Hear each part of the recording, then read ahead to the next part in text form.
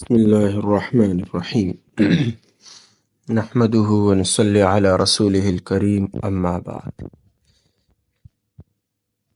میرے محترم عزیز بھائی اور دوستو، حضور صلی اللہ علیہ وسلم کے آباء و اجداد کے احوال چل رہے ہیں۔ اس سے پہلے فہر بن نذر کے حالات ہمارے سامنے آئے۔ فہر ان کا نام ہے، قریش ان کا لقب ہے۔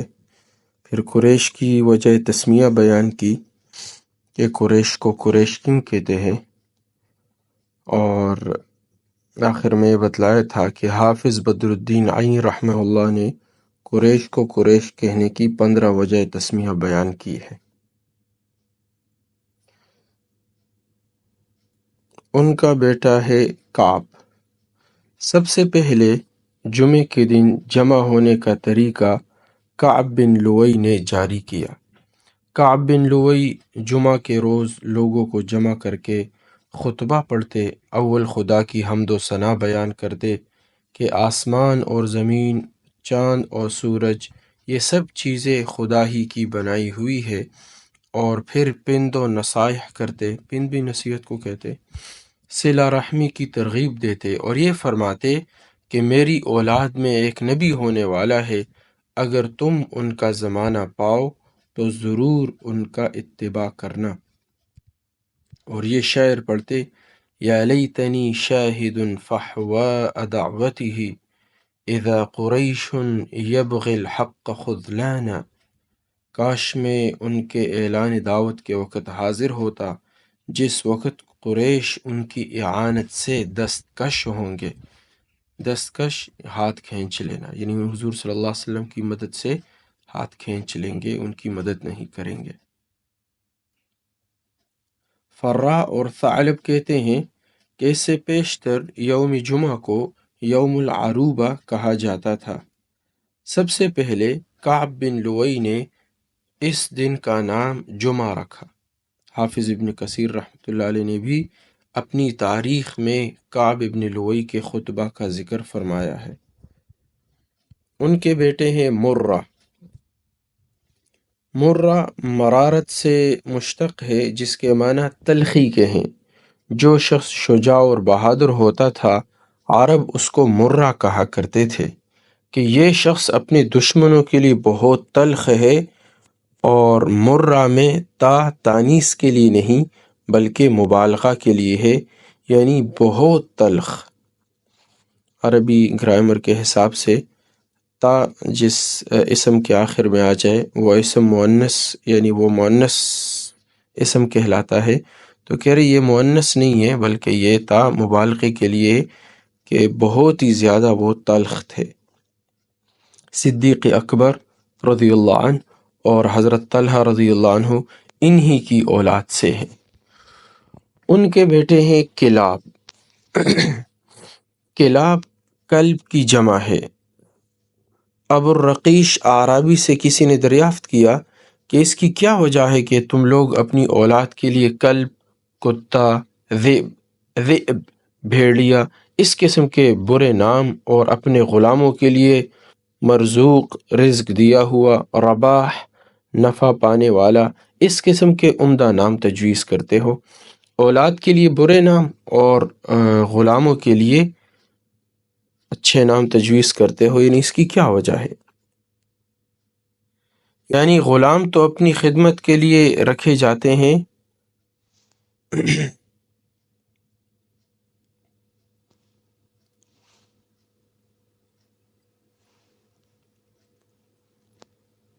اچھا ابو الرقیش اعرابی نے جواب دیا کہ بیٹوں کے نام دشمنوں کے لیے اور غلاموں کے نام اپنے لیے رکھتے ہیں، یعنی غلام تو اپنی خدمت کے لیے رکھے جاتے ہیں بخلاف اولاد کے کہ وہ دشمنوں سے سینہ سپر ہو کر جنگ کرتی ہے، اس لیے ان کے نام یہ تجویز کیے گئے تاکہ دشمن اس قسم کے نام سنتے ہی مرعوب ہو جائے۔ کلاب کا نام حکیم یا عروہ یا مہذب تھا۔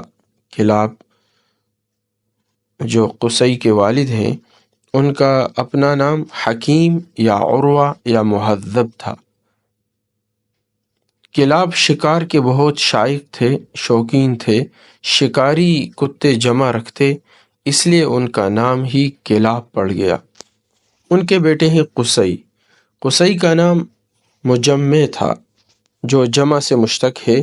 قصی نے چونکہ قریش کے متفرق اور متفرق قبائل کو جمع کیا تھا، اس لیے ان کو مجمع کہتے تھے۔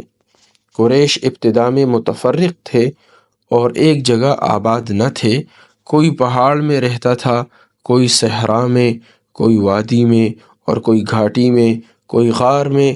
قصی نے سب کو مکہ کے دامن میں جمع کیا اور سب کے رہنے کے لیے الگ الگ مکان کے لیے جگہ دی اور سب کو ایک جگہ آباد کیا۔ اس وقت سے ان کو مجمع پکارا جانے لگا۔ چنانچہ ایک شاعر کہتا ہے: ابوکم قصی کان یدعى مجمعا به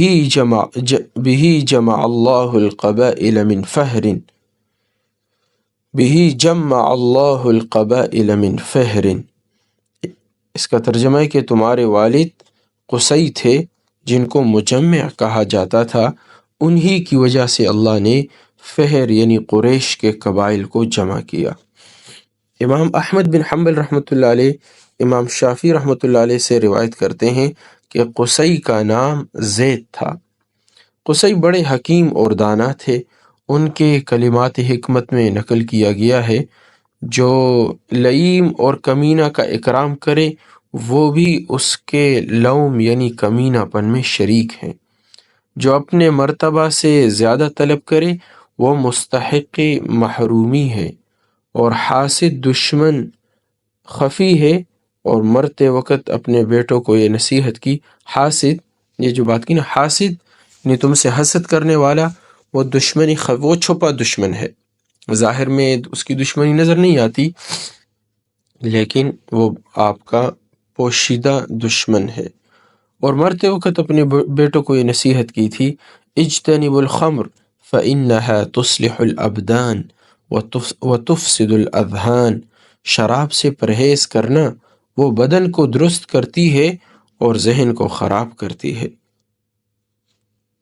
عرب میں قصی کو خاص اقتدار حاصل تھا، تمام لوگ ان کے مطیع اور فرما بردار تھے۔ قصی نے دار الندوہ کے نام سے مجلس مشاورت قائم کی جس میں تمام اہم امور کے مشورے ہوتے تھے۔ نکاح و ازدواج اور جنگی مہمات کے متعلق بھی اسی مجلس میں مشورہ ہوتا تھا۔ تجارت کے لیے جو قافلہ روانہ ہوتا وہ بھی اسی مقام سے روانہ ہوتا۔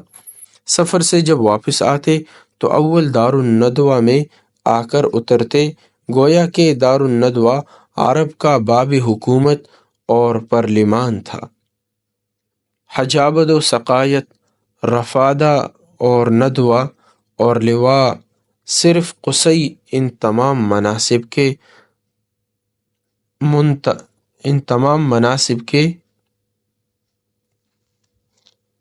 منتہا اور تنہا علم بردار اور ان تمام مہم خدمتوں کے ذمہ دار تھے۔ ان کے بعد یہ منصب اور عہدے مختلف قبائل پر منقسم ہوئے۔ ان کے علاوہ قریش کے اور بھی منصب تھے، جیسا کہ حافظ عینی نے عمدۃ القاری شرح بخاری باب مناقب قریش صفحہ نمبر 486 جلد نمبر 7 میں اجمالاً ان کو شمار فرمایا ہے، جن کو ہم مختصر تشریح کے ساتھ ہدیہ ناظرین کرتے ہیں۔ پہلی چیز ہے حجابت، بیت اللہ کی دربانی اور مسجد حرام کی خدمت۔ یہ خدمت بنی عبد الدار کے سپرد تھی جس کو حضرت عثمان بن طلحہ رضی اللہ عنہ انجام دیتے تھے۔ سقایت حجاج کو زمزم کا پانی پلانا، یہ خدمت بنو ہاشم کے سپرد تھی۔ بنو ہاشم کی جانب سے حضرت عباس رضی اللہ عنہ یہ خدمت انجام دیتے تھے۔ تیسری چیز ہے رفادت، فقراء اور مساکین، حجاج و مسافرین کی اعانت اور امداد کرنا۔ اس محکمہ میں محتاجین کی امداد کے لیے کچھ رقم جو چندہ سے حاصل کی جاتی تھی جمع رہتی تھی۔ اس منصب پر وارث بن عامر بن نوفل کی جانب اس منصب پر وارث بن عامر بنی نوفل کی جانب سے معمور تھے۔ عمارت مسجد حرام اور بیت اللہ کی حفاظت، تعمیر و مرمت حضرت عباس بنی ہاشم کی جانب سے اس خدمت کو انجام دیتے تھے۔ سفارت، دو فریق کا کسی معاملہ میں مراسلت کرنا، یہ خدمت بنو عدی میں سے حضرت عمر بن خطاب رضی اللہ عنہ کے سپرد تھی۔ ندوہ، مشورہ، بنو اسد میں سے یزید بن زمعہ بن الاسود مجلس شورا کے امیر تھے۔ قبہ، بوقت جنگ فوج کے لیے خیموں کا انتظام کرنا، یہ خدمت بنو مخزوم کے سپرد تھی۔ بنو مخزوم کی جانب سے خالد بن ولید اس خدمت کو انجام دیتے تھے۔ لواء یعنی علم برداری، اس کو عقاب بھی کہتے تھے۔ علم برداری بنو امیہ کے سپرد تھی، جس کو ابو سفیان اموی حضرت معاویہ رضی اللہ عنہ کے والد پورا کرتے تھے۔ اعنہ، زمانہ جنگ یا زمانہ گھوڑ دوڑ میں گھوڑوں اور سواروں کا انتظام کرنا، اس خدمت کو بھی بنو مخزوم کی جانب سے خالد بن ولید رضی اللہ عنہ انجام دیتے تھے۔ غرض یہ کہ خالد بن ولید رضی اللہ عنہ زمانہ جاہلیت میں بھی امیر الحرب تھے اور خیارکم فی الجاہلیہ خیارکم فی الاسلام کے پورے مصداق تھے، کہ جاہلیت میں جو تم میں جو پسندیدہ لوگ تھے وہ اسلام میں بھی پسندیدہ ہے اور بہترین ہے۔ اشناق، قبائل کے باہمی مناقشات رفع کرنے کے لیے دیت و تاوان کا ادا کرنا، اور جس شخص میں دیت و تاوان دینے کی مقدرت نہ ہو اس کی اعانت و امداد کرنا، یہ خدمت بنو تیم میں سے حضرت ابوبکر صدیق رضی اللہ عنہ کے سپرد تھی۔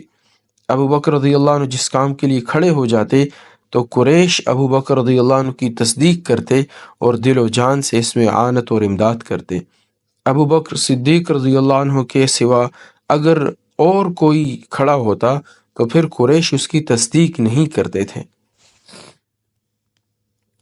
اموال محجرہ، اموال موقوفہ جو بتوں کی نظر و نیاز کے لیے وقف کیے گئے تھے، بنو سہم میں سے حارث بن قیس ان اوقاف کے متولی تھے۔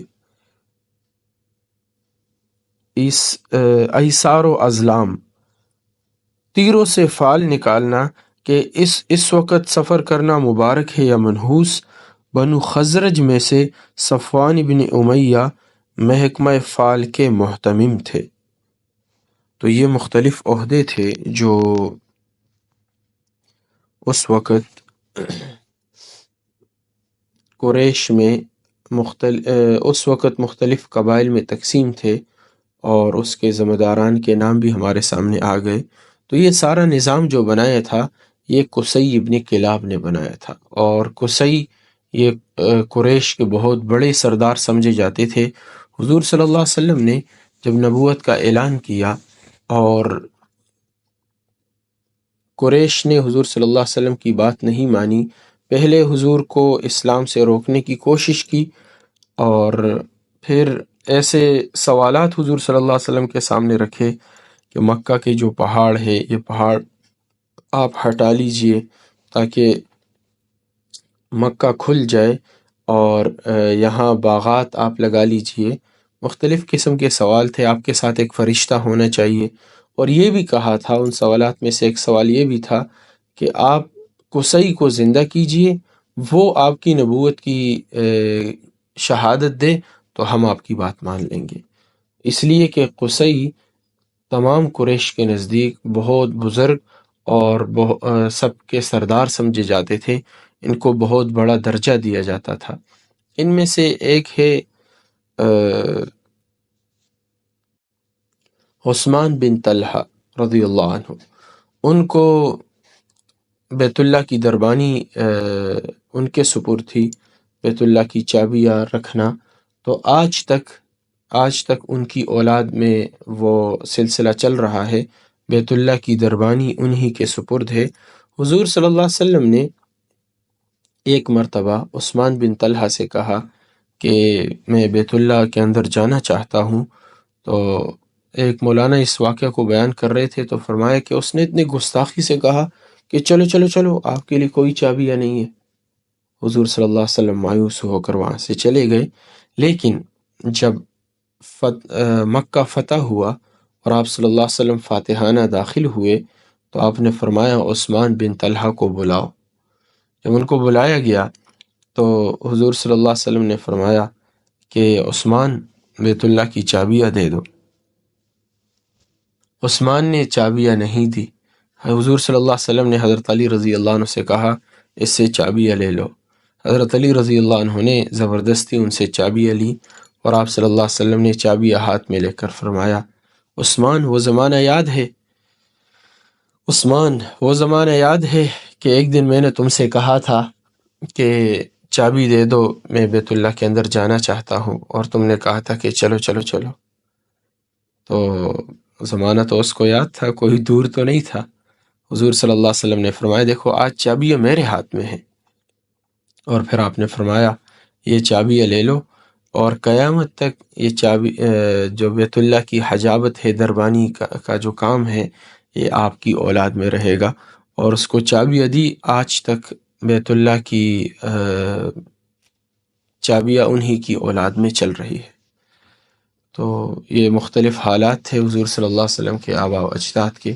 اللہ تعالی ہمیں ہمارے پیارے نبی حضرت محمد صلی اللہ علیہ وسلم کے نقش قدم پر اور ان کی تعلیمات پر چلنے کی توفیق نصیب فرمائے، اور ہر آن ہر گھڑی ہم حضور صلی اللہ علیہ وسلم کے قریب ہوتے جا رہے ہوں۔ طریقہ کار کیا ہے؟ حضور کی سنت سے ہم محبت کریں، آپ صلی اللہ علیہ وسلم کی سنتوں کے مطابق ہماری زندگی ہو، صبح سے لے کر شام تک، شام سے لے کر صبح تک۔